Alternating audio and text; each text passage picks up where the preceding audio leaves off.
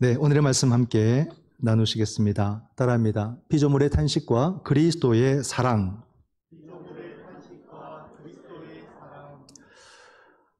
우리 장로님도 기도해 주셨는데 어제가 광복절 몇 주년이었을까요? 75주년을 우리가 지났습니다. 참 뜻깊은 시간이고 우리나라에서만 우리가 기념일로 지키는 그런 날이죠. 굉장히 우리에게는 잊지 않아야 될, 늘 기억해야 될 그런 날입니다. 이 날을 우리가 잊지 않고 기억해야 되는 것, 또 이 기쁨이 얼마나 큰지는 바로 그 아픔이 너무 컸기 때문에 그런 거죠. 바로 우리가 일제강점기 35년의 그 시간이 너무나도 아팠기 때문에 바로 그 해방의 시간은 너무나 큰 기쁨으로 또 우리에게 돌아온 것입니다. 우리나라가 이렇게 회복되고 또 이러한 시간들을 가지게 되는 것이 얼마나 참 놀라운 일이고 또 하나님의 은총인가, 이걸 우리가 충분히 생각해 볼 수가 있거든요.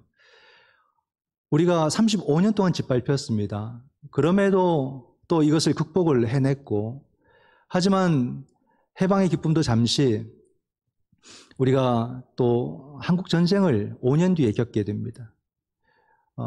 한국전쟁을 겪는 과정에서도 여러 가지 또 일들도 있었고요. 여순 사건과 제주 항쟁이나 이런 여러 가지 시간들이 같이 겹치게 되고, 민족끼리 우리가 얼마나 아픈 시간들을 보냈던가. 한국전쟁을 통해서는 온 나라가 초토화되는 그런 시간들을 또 보냈어요. 참 끔찍해요. 생각해 보면은 어떻게 이런 일들을 우리가 겪었을까 싶어요. 참 우리 주변 국가들 뿐만 아니라 참 함께 했던 그 국가들 너무 우리나라를 쉽게 생각하고 너무 함부로 대했다는 생각을 해보면 참 괘씸하기도 하고 마음 아프기도 합니다.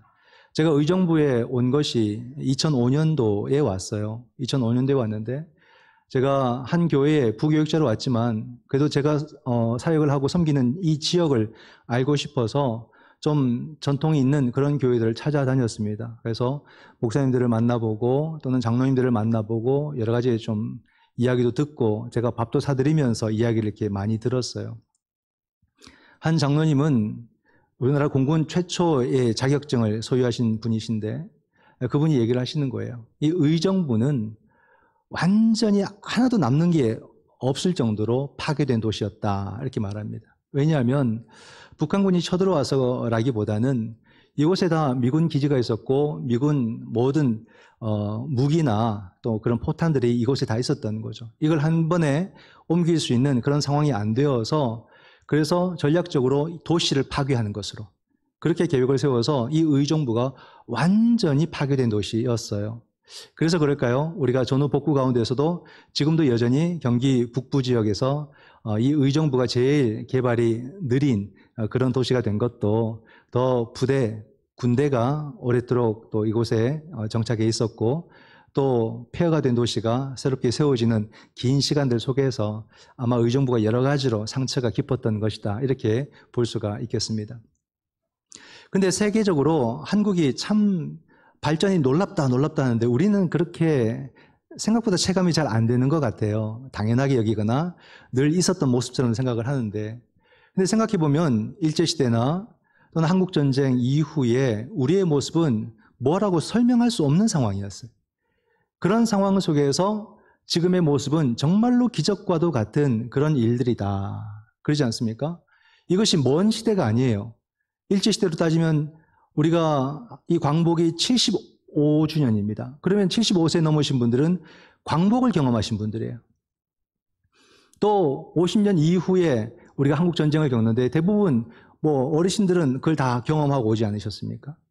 이게 오랜 세월이 아니라 지금 이 공동체 안에도 그 모든 걸 다 경험한 하나의 공동체로 우리가 살고 있는 것을 보면은 이런 일이 아주 짧은 시간 속에서 우리나라가 발전해왔고 회복되고 이 모든 것이 이루어졌다는 것을 생각해 보면은 정말로 대단하고 사람의 수고와 힘으로 되는 것이 아니라 바로 하나님께서 역사하셨다라고밖에 우리는 해석할 수 없다는 것입니다. 이것이 얼마나 대단한 일일까?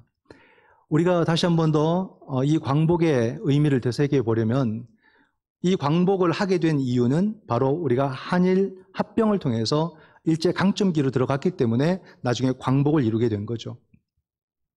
그 과정을 잠깐 보면요. 1910년은 경술국치라고 합니다. 우리가 한일 합병한 것이 경술국치예요. 경술련에 이루어진 국가의 수치스러운 조약이다 해가지고 경술국치다 이렇게 말을 하거든요.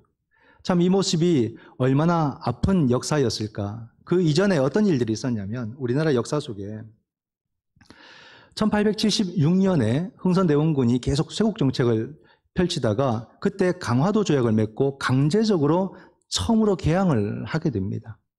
그것도 일본이 그 운요 사건, 그 사건 때문에 강제적으로 어쩔 수 없이 하게 된 거죠. 운요 사건도 부산에서부터 해서 강화도까지 일본 사람들이 배를 타고 오면서 얼마나 흔히 말하는 양아치 행동을 한 거예요.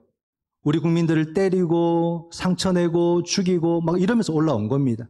강화도까지 올라와서 우리나라 군대가 더 이상 접근하지 못하도록 이렇게 경고를 했는데도 들어오니까 총을 쐈고, 그러니까 그때부터 총을 쐈다고 해가지고 막 대포를 쏘아가면서 들어왔던 사건이었죠.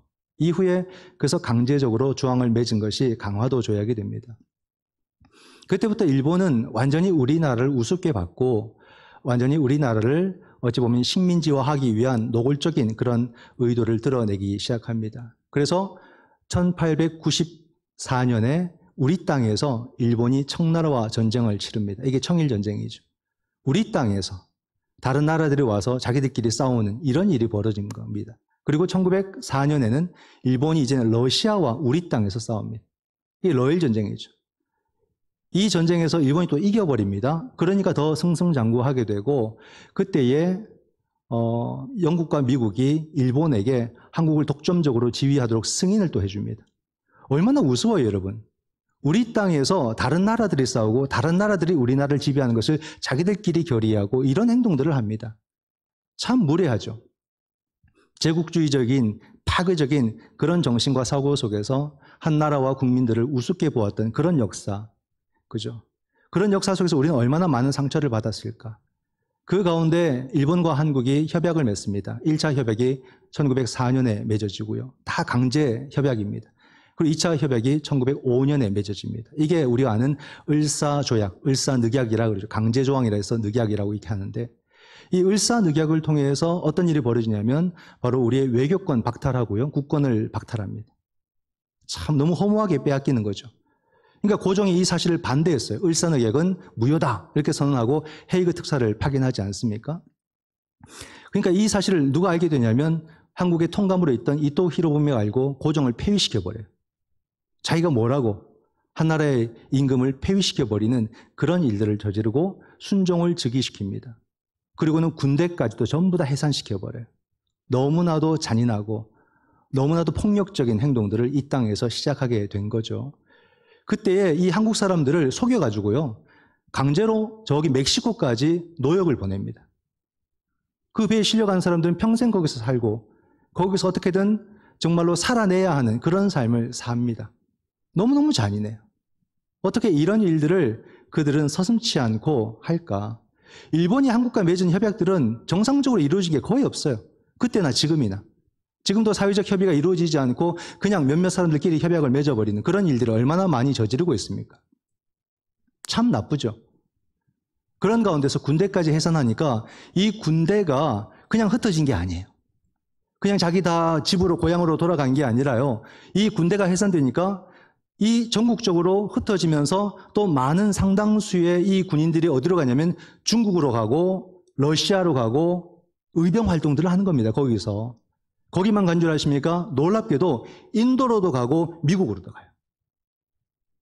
전 세계적으로 흩어져 가지고 자신들을 지켜주지 못한 그 나라를 지키려고 자기들을 보호해주지 못한 그 나라와 민족을 어떻게든 다시 살려내려고 전 세계적으로 흩어져 가지고 의병 활동을 하는 겁니다. 멕시코로 이렇게 그냥 쫓겨나간 사람들도 거기서 자기들도 살기 힘든데 거기서 돈 벌어가지고 독립을 위해서 돈을 보내는 거예요. 얼마나 놀라운 일일까? 정말로 소름 끼치는 민족이다.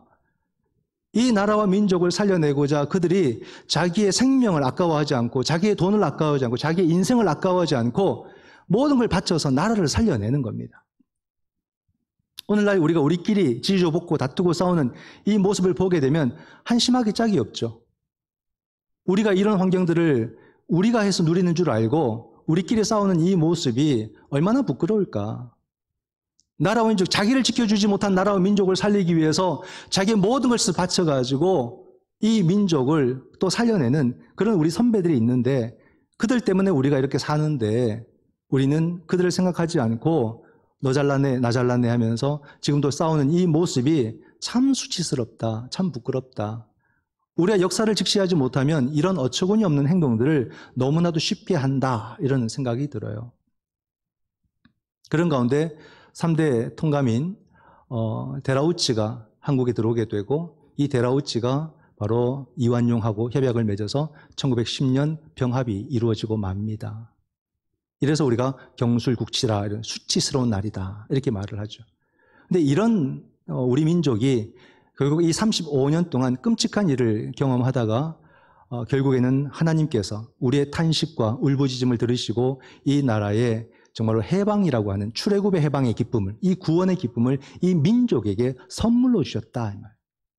이렇게 보면 한 나라와 민족, 한 역사, 어떤 시간, 그 시간 속에 살아가는 탄식하는 그런 국민들 또 개인들 모든 생명은, 모든 역사는, 모든 시간은 하나님의 구원을 기다린다. 이렇게 말을 해도 과언이 아닙니다. 하나님의 구원이 아니고서는 우리는 살아갈 수 없는 존재들이에요. 하나님이 우리의 역사를 통해서 보여주잖아요. 남의 역사가 아니라 우리 역사 안에서, 그것도 우리가 함께 세대를 나누고 있는 우리 어른들이 그 세대 안에서 이걸 보여주어서 우리 너무 생생하게 알 수 있는 사람들. 그러므로 우리가 말씀과 우리의 역사를 함께 보면서 어떤 믿음을 갖고 오늘 어떻게 살아가야 될까도 알아야 되는 거죠. 우리가 구원을 위해서 찾고 호소해야 되는 것은 오직 하나님이라는 것을 우리의 역사가 보여주고 있다라는 말입니다. 모든 생명들은 그 탄식과 고통 속에서 오직 하나님의 구원을 경험해야 된다. 바로 사도 바울도 정말 이 탄식과 고통 가운데서 하나님의 구원을 경험했다고 오늘 말씀 26절에서 고백하고 있습니다. 이와 같이 성령도 우리의 연약함을 도우시나니 우리는 마땅히 기도할 바를 알지 못하나 오직 성령이 말할 수 없는 탄식으로 우리를 위하여 친히 간구하시느니라. 보세요. 우리는 마땅히 기도할 바를 알지 못하나. 이 말이 어떤 말일 것 같아요? 내가 무엇으로 기도를 해야 될지, 어떤 기도를 해야 될지 모를 정도로 내가 지금 정신이 혼미하고 너무 아픕니다. 이 말이에요. 기도조차도 어떻게 해야 될지 모를 정도로 내가 힘듭니다. 사도 바울이 이렇게 고백을 하고 있는 거예요. 바울이 정말로 기도 못하는 사람일까요, 여러분? 말씀 사역은 잘해도 기도 사역을 못하는 사람일까요? 아니에요. 우리가 흉내내기도 어렵고 우리가 따라가기도 힘들 만큼 기도의 대가입니다. 기도의 영성가예요. 우린 기도하라 그러면 막 기도하다가 금세 기도하지 않는 사람들을 비판합니다. 우린 봉사하라 그러면 봉사 막 하다가 금세 봉사 못하는 사람들을 비판합니다. 예배 좀 드리면 예배 못 드리는 사람들을 비판해버려요. 근데 바울은 그런 수준이 아니란 말이죠. 도리어 못하는 사람, 안 하는 사람, 그들을 사랑하고 그들을 돌보고 그들을 세워서 하나님의 교회를 만들어가는 사람이 사도 바울이에요. 그러나 지금 바울이 고백하는 건 뭐냐면 아무리 기도의 깊이가 있고 영성의 대가라고 할지라도 우리 삶의 근본적인 문제를 만나면 내가 얼마나 부족하고 내가 얼마나 빈약한가를 알게 된다 이 말이에요. 상대적으로 우리가 사람들끼리는 누가 좀 더 낫고 못하고 이렇게 우리가 표현할 수 있겠지만은 내 삶의 근본적인 문제와 맞닥뜨리니까 내가 너무나도 작고 내가 너무나도 빈약한 존재라는 사실을 경험한다 이 말입니다. 내가 살아가는 이 역사의 문제 앞에서 내가 할 수 있는 게 없어요. 이 피조물의 문제 속에서 내가 할 수 있는 게 없어요. 생명이 죽어가는 이 문제에 대해서 내가 할 수 있는 게 없다 이 말입니다. 그러니까 바울이 너무 괴롭다고 주여 이걸 어떡합니까? 이렇게 고백을 하는 겁니다. 22절에 보면 피조물이 다 이제까지 함께 탄식하며 함께 고통을 겪고 있는 것을 우리가 아느니라. 그죠? 생명이 죽어가고 생명이 병들어가는 것을 이 바울이 보기에 너무 안타깝다, 너무 괴롭습니다. 이렇게 하나님 앞에 호소하듯이 기도하고 있어요. 여러분, 피조물의 이 생명이 탄식하고 고통받는 것은 무엇을 뜻하는 것일까요? 어떤 일들이 있을까? 많이 있겠지만 우리가 살아가면서 경험하는 일들 많이 있습니다. 저도 아버지를 떠나보내면서 아버지의 마지막 시간을 이렇게 좀 더 가까이서 함께하고 그 시간들을 계속 봤어요. 코로나가 좀 야속한 것은 보지를 못합니다. 부모여도 못 보게 합니다. 그래서 이 방에서 저 방으로 옮길 때 살짝 한번 가봐야 되고 이 병에서 저 병에 옮길 때 차에 타기 전에 한번 봐야 되고 그 짬짬이 시간밖에 부모를 볼 시간이 없는 거예요. 그 제가 한 게 뭐냐면 전부 다 사진을 다 남겼어요. 다. 왜냐하면 그것도 한 사람만 볼 수 있으니까. 그래서 다 찍어가지고 가족 단톡방에 계속 올려서 계속 다 같이 이 상황을 공유하도록 다 보라고 올렸던 겁니다. 그렇게밖에 부모를 볼 수가 없어요. 그런 가운데 여러분, 요양원에 계시는데 요양원 가보셨죠? 요양원이라는 곳이 참 어떤 곳이냐면 이 요양원 제도가 이제 활성화된 것은 얼마 안 되는데 요양원에 가면 많은 분들이 계세요. 가득가득 차 계십니다. 근데 그분들은 어떤 분들이냐면 자기 생의 마지막 시간을 보내기 위해서 들어가시는 분들이에요. 그냥 들어갔다가 나오고 이게 안 됩니다. 그냥 들어가면 끝나는 거예요. 그죠?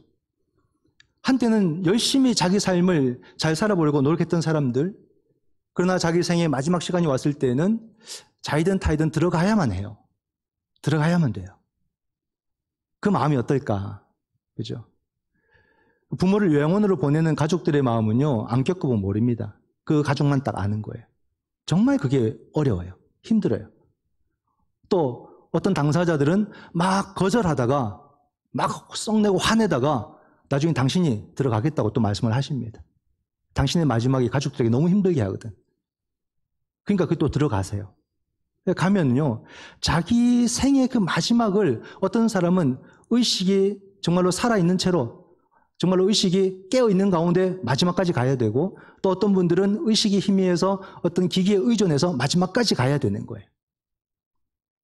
그 순간에는 자녀도 못 도와주고요. 아무도 못 도와줘요. 자기 생을 끝내는 그 순간은. 다 누구든지 하나님 앞에 1대1로만 딱 서게 됩니다. 그리고는 끝내야 되는 거죠. 그러니까 이 상황은요, 안 믿는 사람에게는 정말 지옥이고요, 믿는 사람에게도 엄청나게 힘든 생명의 탄식과 고통의 시간을 경험하게 되는 겁니다.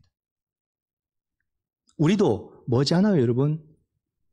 조금의 시간만 지나면 우리도 들어가야 돼요. 내 자녀들에게 이렇게 내가 양해를 구하고 들어가야 돼요. 그리고는 못 나옵니다. 그 시간을 보내야 돼요. 하나님 앞에서 1대1로 끝내야 됩니다. 그 생명이 어떨까 싶어요. 코로나로 인해서 얼마나 많은 사람이 죽어갑니까? 갑자기 환자들이 몰리니까 병원에 와도 치료 못 받고 병원에 가지도 못하고 격리돼서 방에서 죽고 병원 안에서도 치료 못 받고 저 구석에서 한 곳에 그냥 침대에 있다가 이렇게 죽어가는, 나 열심히 살았는데 이 사회에 기여도 많이 했는데 왜 나는 아무런 도움을 못 받을까 하면서 그 생을 마감하는 사람들이 얼마나 많았습니까? 참 허무해 보이죠. 그 생명의 탄식과 고통, 그걸 누가 알 수 있겠느냐는 겁니다. 이번 홍수에 TV에서 생생히 보죠. 그 흙탕물에 그냥 쓸려 내려가는 사람들, 그 물을 막 마셔가면서 공포 속에서 결국 그 물에서 죽어야 됐던 사람들, 얼마나 두려웠을까. 산이 갑자기 무너져가지고 그 흙 속에서 칠흑 같은 어둠 속에서 이제 몇 분 후에 죽어야만 되는 그 생명들 얼마나 무서웠을까. 맨홀 속에 공사하러 들어갔다가 그냥 질식해서 죽어야만 했던 사람, 그 사람 살려고 뛰어 들어갔다가 또 같이 죽어야 했던 사람들, 그 순간순간들이 그냥 의식이 없었을까요? 의식이 흐릿해지는 그 고통들을 느끼면서 죽지 않겠습니까? 얼마나 고통이, 여러분, 생명이 죽어가는 것은 말로 표현할 수 없는 탄식이요 고통이다 이 말입니다. 얼마든지 있어, 우리 삶의 자리 가운데. 이렇게 당장 죽지 않아도 사회적 제도에서 벗어나가지고 누구에게 관심도 못 받고 보호도 못 받고 길거리로 내몰리고 지하로 들어가는 노숙인들, 그들의 생명도 얼마나 두려움과 아픔 속에서 자기의 생명을 이렇게 쥐고 살아갈까. 그런 걸 생각하면요, 여러분, 생명이 탄식한다는 것은 하나님이 탄식한다 이렇게 해석이 돼요. 왜냐하면 모든 생명의 주인은 하나님이시기 때문에 하나님이 탄식할 수밖에 없어요. 이렇게 생각하면 하나님 마음이 너무 감당이 안 돼요. 나는 내 생명 하나도 이 탄식과 고통을 감당할 수 없어서 맨날 힘들어하는데 모든 생명이 탄식과 고통 속에 살아갈 때 그 생명을 어떻게든 붙들어보고 살리려고 생명의 주인이신 하나님이 다 붙들고 계시는 그 마음이 어떨까 싶어요. 그 생명의 주인 되신 그 하나님의 그 무게를 우리가 알 수 있을까? 그죠? 참 놀라워요. 정말로 하나님이 아니고서는 할 수 없는 그런 일이다. 바울은 여기서 또 다른 대상들을 말하는데 그들이 누구냐면 그리스도인들. 그리스도인들도 이 똑같이 탄식과 고통 속에서 몸의 속량을 기다린다라고 23절에서 이야기를 하고 있습니다. 이상하죠? 하나님을 믿고 그리스도를 믿으면 우리는 괜찮지 않느냐 이렇게 우리는 생각을 하는데 우리의 삶이 여러분 가볍습니까? 문제가 없고 행복합니까? 아니잖아요. 다 잘 될 줄 알았어요. 근데 밥은 먹고 살지만 늘 마음이 고파요. 이 울적이는 마음을 어떻게 감당할 수가 없고 누구에게 말할 수도 없는 그런 마음으로 살아가요. 좀 남에게 베풀고도 살고 남에게 칭찬 좀 받고 살고 또 건강하게 살고 잘 살 줄 알았어요. 이쯤 되면 옛날에는 나는 정말로 행복하고 어떤 복된 삶, 이런 삶을 잘 살고 있을 줄 알았어요. 아니 10년 전만 하더라도 20년 전만 하더라도 지금쯤이면 나는 괜찮은 그런 삶을 인생을 살 것이라 그렇게 생각하고 왔는데 내 삶은 어떻습니까? 도리어 삶이 참 피폐하다는 생각을 하는 거죠. 베풀기보다는 내가 참 인색한 사람이 돼 있고 참 옹졸한 사람이 돼 있고 남을 비판하는 것은 누구보다 잘하는 사람이 돼 있고 정죄도 잘하고 몸은 병들어 있고 온갖 안 좋은 모습은 다 갖고 있는 거죠. 이게 뭔가 싶은 나이가 50이 되고 60이 되고 70이 되고 나이가 더 들면 들수록 내 얼굴은 인자하고 아름다운 미소를 갖고 그럴 줄 알았어요. 얼굴은 경색되고 창백해지고 굳어버리고 심술궂은 모습으로 점점 변해가는 내 모습 속에서 내가 내 모습을 보기가 싫어지는 그런 나를 발견하게 될 때 얼마나 당혹스러울까. 사랑도 자비도 없는 나의 모습 속에서 과연 내 자녀들은 나를 뭐라고 볼까? 그죠? 그런데 여러분, 사도 바울은 우리들의 실존과 우리들의 현실을 이렇게 고발하듯이 얘기하지만 사도 바울은 절대 절망하지 않고 있어요. 이건 또 뭘까 싶어요. 우리의 삶을 비관하고 염세적으로 우리의 삶을 표현하기 위해서 사도 바울이 이렇게 말하는 것일까? 근데 그게 아니에요. 사도 바울은 내가 지금 어떤 기도를 해야 될지 모를 정도로 힘들고 어렵지만 사도 바울이 아는 게 뭐냐면 성령께서 우리의 연약함을 도우시며 성령께서 우리를 위해서 기도하신다는 이 사실을 사도 바울이 알고 있다 이 말입니다. 바울은 우리에게 이 사실을 말해주고 싶었던 거예요. 우리의 현실은 말로 표현할 수 없을 만큼 힘들지만 또 우리의 현실은 뭐냐면 성령이 나의 연약함을 도우시고 성령이 나를 위해서 기도하는 것도 우리의 현실이라고 그렇게 사도 바울이 말해주고 싶었던 거예요. 이 사실을 말합니다. 그리고 27절에 또 다시 강조를 합니다. 마음을 살피시는 이가 성령의 생각을 아시나니 이는 성령이 하나님의 뜻대로 성도를 위하여 간구하심이니라. 하나님이 성령께서 성부에게 간구하신다 이렇게 말씀을 하시네요. 이게 무슨 뜻입니까 여러분? 하나님이 하나님에게 기도한다는 말이에요. 그죠? 그게 어떤 의미겠어요? 그 말은요, 하나님이 우리와 함께 하신다라는 뜻이에요. 이미 함께하기를 결정했다라는 뜻이고 하나님이 나를 돕기로 결정하셨다라는 뜻입니다. 기도하는 게 무슨 의미가 있겠어요? 그만큼 확실하게 하나님이 우리를 돕기로 하나님이 결정하셨다 이 말입니다. 그러니까 내 삶이 아무리 힘들고 아무리 어려워도 하나님이 나와 함께 하시면 나는 살 것이고 이기고 나아갈 수 있다는 것을 말해주는 거예요. 내가 내 삶의 문제를 해결할 수 있는 것은 저 사람도 아니고 이 사람도 아니고 이것도 아니고 저것도 아니고 오직 하나님이라는 사실을 사도 바울은 딱 찍어서 말해주고 있는 겁니다. 내 삶의 구원은 남편이 이루어지는 것도 아니고 아내가 이루어지는 것도 아니고 그 누가 이루어지는 게 아니에요 여러분. 우리 모두는 각자가 1대1로 하나님 앞에 서야 되는 거예요. 그 하나님이 나를 구원하신다라고 사도 바울이 말해주고 있는 겁니다. 그렇기 때문에 사도 바울이 뭐라고 고백합니까? 하나님이 나를 위하시면 누가 나를 대적하리요? 그렇죠? 오직 하나님에게 딱 집중하고 있는 사도 바울의 이 고백을 보지 않습니까? 오늘 우리에게는 하나님만을 바라보는 그런 시각과 시선이 있겠습니까? 하나님이 우리를 위하신 가장 놀라운 사건이 뭡니까, 여러분? 그게 바로 예수 그리스도를 우리에게 보내주신 사건이에요. 가장 놀라운 사건입니다. 32절을 보면 자기 아들을 아끼지 아니하시고 우리 모든 사람을 위하여 내주신 이가 어찌 그 아들과 함께 모든 것을 우리에게 주시지 아니하겠느냐. 하나님이 예수 그리스도를 보내주셨다는 것은 뭘 말합니까? 하나님이 우리를 책임진다 이 말이에요. 그냥 내 뭐 보내줬다 잘 받아라 이게 아니라 이 말입니다. 하나님이 하나님을 주신 사건이에요. 하나님이 우리에게 다양한 많은 것을 주신 것이 아니라 하나님이 하나님을 주셨다 이 말은 하나님이 너를 책임진다 이 말입니다. 얼마나 놀랍습니까? 하나님은 우리에게 어찌 보게 되면은 값싼 동정을 하신 분이 아니에요. 추우냐? 따뜻하게 입어라. 배고프냐? 많이 먹어라. 그렇게 동정하시는 분이 아니라는 말입니다. 그의 아들을 보내심으로, 하나님이 하나님을 보내심으로 우리의 삶을 도우시는 분이 하나님이십니다. 그렇기 때문에 내 삶에 정말로 나도 무엇을 기도해야 될지 모를 정도로 답답하고 힘들고 병들어 있는 내 모습이지만 바로 예수 그리스도로 말미암아 나는 그 상황 속에서도 두려워하지 않고 염려하지 않고 나는 또 이기고 나갈 수 있다는 것을 알 수 있다 이 말이죠. 얼마나 놀랍습니까, 여러분? 두려운데 두려워하지 말래요. 이게 말이 됩니까? 근데 주님은 말이 된다 이 말입니다. 주님은 당신이 우리에게 오셨기 때문에 그 두려움 속에서도 두려워하지 말라라고 말씀하실 수 있는 분이에요. 사도 바울은 예수 그리스도가 왜 우리에게 이 두려움을 떨쳐내고 우리에게 구원이 되는지를 정확하게 말해주는데 그것은 바로 예수 그리스도의 사랑이라고 말해요. 사랑. 주님이 우리를 구원하는 방식이요. 사랑이었던 거죠. 이게 구원의 원리예요. 그러므로 우리가 그 사랑을 알면 두려워하지 않습니다. 그 사랑을 알면 우리가 여기서 염려하지 않습니다. 그 사랑을 알면 당신은 구원을 경험합니다. 하나님이 자기 사랑을 확증했다라고 한 것은 바로 그 아들을 우리에게 보내신 것이다. 이렇게 말하고 있습니다. 하나님이 우리에게 구원을 베푸신 방법과 예수 그리스도께서 우리에게 구원을 이루신 방법은 사랑이었어요. 사랑. 사랑은 이런 겁니다, 여러분. 아, 사랑해도 안 되더라. 그 사랑 안 한 거예요. 안 한 거예요.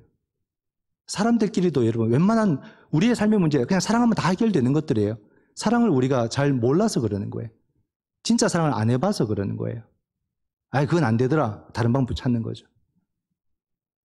우리 삶이 진지함이 부족한 거예요. 온전히 한번 사랑해 보세요. 정말로 사랑해 보려고 한번 노력해 보세요. 하나님이 안 도와주시나? 자녀의 문제도 마찬가지고 직장의 문제도 마찬가지고 모든 것들을 우리가 이 사랑이라는 주제로 한번 접근해 보세요. 한번 경험해 보세요. 경험도 안 하고 안 된다고 말하지 마시고. 사랑이 이런 능력이 있습니다. 이런 힘이 있는 거예요.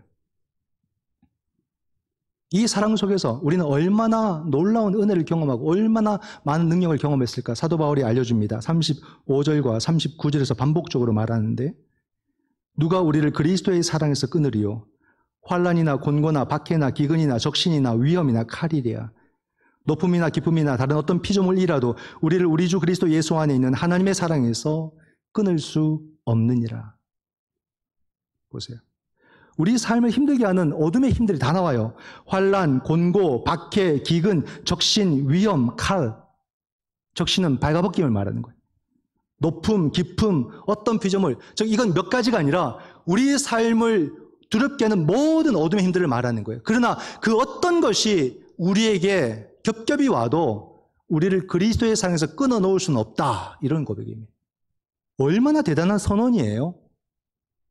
근데 우리는 광복 75주년, 이 나라가 이 사랑받은 걸 우리는 경험한 사람들이에요. 이 나라가 환난 경험했고 곤고, 박해, 기근, 발가벗김을 경험한 나라 아닙니까? 근데 이 나라를 하나님께서 그 사랑을 끊지 않는다는 사실을 역사에서 보여주었어요. 이게 참 놀랍습니다. 어떤 일일까요? 하나님께서 어떻게 너희는 이 민족은 나의 사랑에서 끊어지지 않는다라고 선언을 해주셔서 그런 것일까요? 이 약속이 어떻게 이루어졌냐면요. 놀랍습니다. 우리 주님은 너무나도 구체적으로 그 사랑의 힘을 보여주셨는데 그 방법이요. 바로 한국 교회를 사용하셨다는 겁니다. 그냥 말씀으로 이렇게 한 게 아니라는 말이에요. 이 땅이 한국 교회. 한국 교회가요. 얼마나 위대한 역사를 만들었냐면 이 당시에 쓰임을 받았다는 것은요. 한국 교회가 역사가 얼마나 된지 아십니까? 1884년에 이 땅에 개신교가 들어왔어요. 근데 1910년부터 한국 교회는 본격적으로 움직였어요. 채 20여 년 가지고 전통과 역사를 가지고 일본과 맞섭니다. 역사 속에서 한국 교회가. 이런 교회예요. 한국 교회가. 하나님이 이 땅의 독립과 해방을 위해서 한국 교회를 쓸지 아무도 몰랐어요. 한국 교회도 몰랐어요. 얼마나 놀라워요. 그냥 갑자기 여러분 뜬 하고 나타난 건 아니에요. 1884년에 뭐 이렇게 알렌이 들어왔다고 하지만 우리가 1876년에 강화도 조약이 있었지만은 그 10년 전에 토마스 선교사님이 성경을 던졌잖아요. 이미 한국에 성경을 던졌어요. 그게 전해졌고 1834년에 또 귀츠라프 선교사님이 한국에 이미 발을 한번 들였다가 갑니다. 보이지 않는 그런 선교사들의 씨앗이 점점 자라서 1884년에 알렌 선교사님이 본격적으로 들어오기 시작했고 겨우 20여년의 역사를 갖고 한국교회가 일제시대에 항거하기 시작합니다.